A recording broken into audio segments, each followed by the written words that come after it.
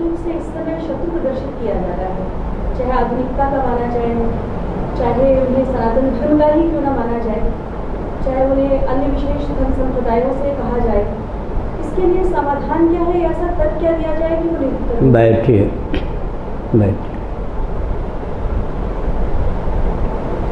ब्राह्मण बड़ा चतुर होता है, वो कम्युनिस्ट बन करके नेता बन जाता है। क्या महाराष्ट्र आदि में जितने नेता हुए कम्युनिस्टों के सब ब्राह्मण ही हुए। बहुत चतुर होता है वो, तो जहाँ जाएगा नेतृत्व उसके जीवन में लिखा है वो करेगा ही। अवसरवादी भी हो जाता है ब्राह्मण। लेकिन स्वतंत्र भारत में यह षड्यंत्र किया गया कि ब्राह्मण अपने ब्राह्मणत्व की रक्षा न कर सके, क्षत्रिय क्षत्रियत्व की रक्षा न कर सके। ब्राह्मणों और क्षत्रियों में तालमेल होगा तो सबको अनुगत होना ही पड़ेगा। अगर ब्राह्मण क्षत्रिय सैद्धांतिक तालमेल बैठा के काम करें तो विश्व में किसी की दाल नहीं गलेगी, क्योंकि महाभारत का सिद्धांत है ब्राह्मणों में मंत्र बल की प्रधानता होती है, क्षत्रियों में बाहुबल की प्रधानता होती है, और दोनों मिलकर चलते हैं। सैद्धांतिक सामंजस्य स्थापित करके दोनों मिलकर चलते हैं तो धर्मराज और रामराज की प्रतिष्ठा होती है। ब्राह्मण तो ब्राह्मण ही है। एक दिन हमने ऋषिकेश ब्रह्मचारी जी को बताया, बैठोगे तो सर को ऊपर रखना पड़ेगा, लेटोगे तो कुछ न कुछ इसको ऊपर रखना पड़ेगा, नहीं तो नींद ही नहीं आएगी। ब्राह्मण को उचित स्थान नहीं देंगे तो नींद ही हराम हो जाएगी, नींद हराम हो जाएगी तो पागल हो जाएंगे। ब्राह्मण तो अपना महत्व ख्यापित कर ही लेता है। क्या सूर्य तो सूर्य ही है। दोपहर के सूर्य को लक्ष्य बना करके कोई थूके तो थूक अपने ऊपर आती। ब्राह्मण की मान्यता तब घटती है जब आचार विचार शिथिल कर दिए जाए। स्वतंत्र भारत में ऐसा षड्यंत्र चलाया गया। गांधी जी ने ये चलाया स्वतंत्रता के पहले। काका कोलेलकर का नाम आपने सुना हो या ना सुना हो, गांधी जी के दाएं हाथ, महाराष्ट्रियन। नैमिषारण्य में एक बार वो आए, 1 घंटे का उनका प्रवचन हुआ। उसमें आरंभ के 2-3 वाक्यों को मैं सुना रहा हूँ। दुर्भाग्य से, काका कोलेलकर गांधी जी के दाएं हाथ, ब्राह्मण, महाराष्ट्रियन। दुर्भाग्य से मेरा जन्म ब्राह्मण कुल में हुआ, उस ब्राह्मण कुल में जिसने सदियों से विश्व को गुमराह किया। यदि पूज्य गांधी जी के संपर्क में मैं नहीं आता तो मैं भी समाज को गुमराह करता, ठगता। लेकिन मेरे पूर्वजों ने, ब्राह्मणों ने समाज को इतना दिशाहीन किया कि एक काका कोलेलकर के शरीर से मैं प्रायश्चित नहीं कर सकता। ये गांधी जी की बूटी पुलाई हुई थी और गांधी जी के पीछे अंग्रेज़ों की शक्ति थी। इस प्रकार से ब्राह्मणों के प्रति अनास्था उत्पन्न की गई, जबकि अर्थशास्त्र, धर्मशास्त्र, कामशास्त्र, मोक्ष शास्त्र सब ब्राह्मणों की देन है। और ब्राह्मण सबके पूर्वज हैं। महाभारत का अनुशीलन कीजिए, ब्रह्मा प्रथम ब्राह्मण हैं, ब्राह्मण सबके पूर्वज हैं, सबके पूर्वज ब्राह्मण। तो वो एक लहर चली, अंग्रेज़ों ने गांधी जी आदि के माध्यम से ब्राह्मणों को कोसना प्रारंभ किया। जबकि अंग्रेज़ों के शासनकाल में वर्णाश्रम व्यवस्था सुदृढ़ थी। एक मैं रहस्य बताऊं, अंग्रेज़ों ने मनुस्मृति का अंग्रेजी में अनुवाद कराकर जितने अंशों में अपने शासनकाल में उसका अनुपालन किया, उतने अंशों में अंग्रेज़ सफल हुए। अंग्रेज़ों की सफलता का रहस्य यही है, जितने अंशों में उन्होंने मनुस्मृति के नियमों को व्यावहारिक रूप दिया, उतने ही अंशों में अंग्रेज़ सफल रहे।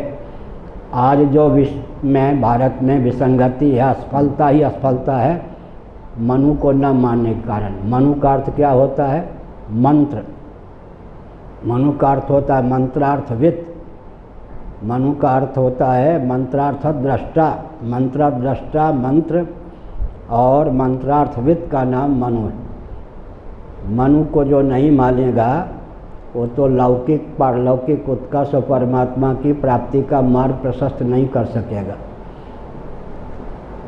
सतपथ ब्राह्मण ने कहा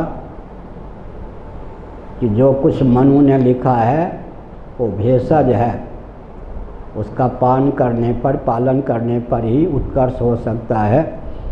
शिक्षा, रक्षा, अर्थ और सेवा के प्रकल्प सबको संतुलित रूप में सदा प्राप्त हों, इसकी अमोघ और एकमात्र विधा का नाम मनुस्मृति का सिद्धांत है। फिर से सुनिए, शिक्षा, रक्षा, अर्थ और सेवा के प्रकल्प सबको सदा संतुलित रूप से प्राप्त रहें, इसकी अमोघ और एकमात्र विधा का नाम मनु का सिद्धांत है। मनु का सिद्धांत माने मनुस्मृति का अर्थ है वैदिक संविधान। आगे एक ही में बात कह दूं मनुस्मृति की, निवृत्तिस्तु फल महाफला। पूरे वैदिक वाङ्मय का अगर सारांश मुझे कोई कहे कि एक वाक्य में बता दो या बता दीजिए तो क्या होगा सारांश? प्रवृत्ति की सार्थकता निवृत्ति में है, निवृत्ति की सार्थकता निर्वृत्ति मुक्ति में है। यही पूरा वैदिक वाङ्मय है। एक वाक्य में ही वैदिक वाङ्मय की क्या है? शिक्षा है, वैदिक वाङ्मय का सारांश। मनु को न माने प्रवृत्ति सार्थक नहीं होगी, प्रवृत्ति की के गर्भ से प्रवृत्ति निकलती जाएगी। भौतिकवादियों की क्या पहचान है? जिसकी प्रवृत्ति के गर्भ से प्रवृत्ति निकलती जाए, उस गति की सराहना होती है जिस गति का पर्यवसान गंतव्य तक जाकर विराम में न हो। गुरुत्वाकर्षण के सिद्धांत के अनुसार भी उस गति की क्या सार्थकता होगी जिस गति की गति गंतव्य तक न हो, गति के गर्भ से गति निकलती जाए। भौतिकवादी अगर मनुस्मृति को नहीं मानते हैं, उनको पहला शाप क्या प्राप्त है? प्रवृत्ति के गर्भ से प्रवृत्ति निकलती जाएगी, प्रवृत्ति का अंत कभी नहीं होगा। न कर्तव्य का अंत होगा, न प्राप्तव्य का अंत होगा, न ज्ञातव्य का अंत होगा, जीवन निरर्थक जाएगा। मनु को न मानो और जीवन सार्थक करके दिखा दो तो यही आवाज़ आएगी फिर। मनु को न मानो और जीवन सार्थक करके दिखा दो, संभव नहीं। कोई भी राष्ट्र सफल हो, अर्थ की दृष्टि से मैं कह रहा हूँ, और छोड़ दीजिए अर्थ, आजकल तो अर्थ का युग है ना। विश्व बैंक ने 5 मई 1999 को हमसे प्रश्न करवाया अपनी प्रतिनिधि को भेजकर, तीसरा विश्व युद्ध आर्थिक वैषम्य को लेकर ही संभावित है, वो ना हो। वैदिक वाङ्मय में उसकी अमोघ विधा क्या है? हमको यही प्रश्न किया गया था विश्व बैंक की ओर से। आर्थिक विपन्नता, अनावश्यक विषमता विश्व में न हो, इसी का उत्तर विश्व के जितने अर्थवादी हैं, अर्थशास्त्री दे दें तो हम समझ जाएं कि मनुस्मृति की आवश्यकता नहीं है। जिस व्यवस्था में हर व्यक्ति का जीवन दुर्व्यसन से मुक्त है और हर व्यक्ति की जीविका जन्म से सुरक्षित है, उसी व्यवस्था में अर्थ है, नहीं तो अनर्थ है। और पूरे विश्व को हम चुनौती देते हुए बड़े लाड प्यार से कहते हैं 99% अर्थ का स्रोत तो भौतिकवादियों को पता ही नहीं है, न हो सकता। फिर से सुनिए, वेदादि शास्त्र सम्मत कर्मकांड उपासना कांड में जिसकी आस्था नहीं है, 99% अर्थ के स्रोत तो उसको पता ही नहीं होगा।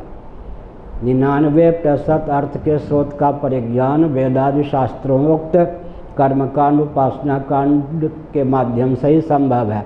भौतिकवादियों को केवल 1% अर्थ के स्रोत का ज्ञान है। पृथ्वी, पानी, प्रकाश, पवन, आकाश, यही तो अर्थ के स्रोत हैं भौतिकवादियों की दृष्टि में। उनके भी सदुपयोग की क्षमता भौतिकवादियों में नहीं है। किस आधार पर अध्यात्म को, मनु के सिद्धांत को, वैदिक सिद्धांत को कोई चुनौती देगा? वेद का यशोगान करे और मनुस्मृति को गाली दे, उपहास की बात है। अगर कोई वेद का यशोगान करता है तो भगवान शंकराचार्य ने लिखा मनुस्मृति के पहले और अंतिम 12वें अध्याय में ब्रह्म का प्रतिपादन है, जो वेदार्थ है। मध्य के जो बाकी अध्याय हैं 10, उनमें धर्म का प्रतिपादन है। धर्म और ब्रह्म यही वेदों का तात्पर्य है।